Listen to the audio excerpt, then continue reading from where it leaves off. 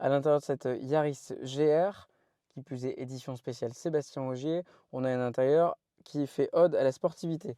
Quelque chose de très latéral ici, un renforcement autour des éléments qui ne sont pas présents sur la Yaris classique. On a quand même pas mal d'options, hein. On va avoir deux séries, le volant chauffant, les sièges chauffants.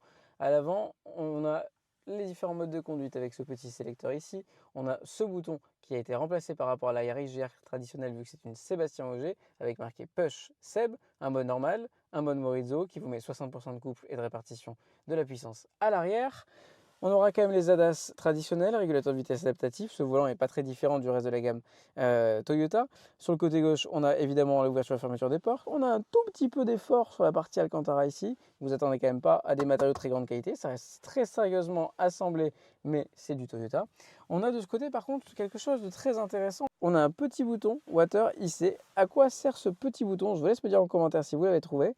En effet, ce petit bouton est assez original. Je vous dirai en fin de vidéo à quoi il sert. On a ici un grand écran tactile sur lequel on va pouvoir retrouver Android Auto, Apple CarPlay, bien évidemment, une caméra de recul de très piètre qualité.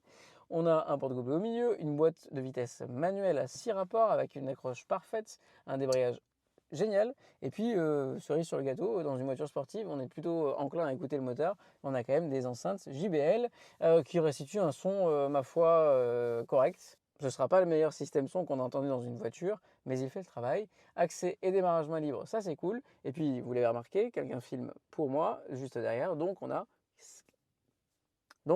4 places assises. Et ça, c'est une bonne chose dans moins de 4 mètres de long, d'avoir conservé des aspects pratiques et au moins les deux sièges arrière. On aurait pu se retrouver avec des arceaux en 2 places strictes. Et on a quand même une voiture à peu près logeable, familiale, ou du moins pour un daily. En plus de ça, c'est correct. Elle ne consomme pas non plus énormément.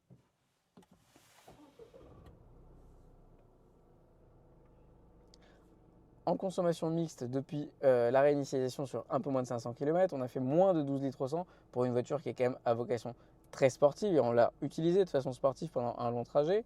Ça reste cohérent, c'est pas non plus des consommations lambda de tous les jours, hein, mais ça reste correct.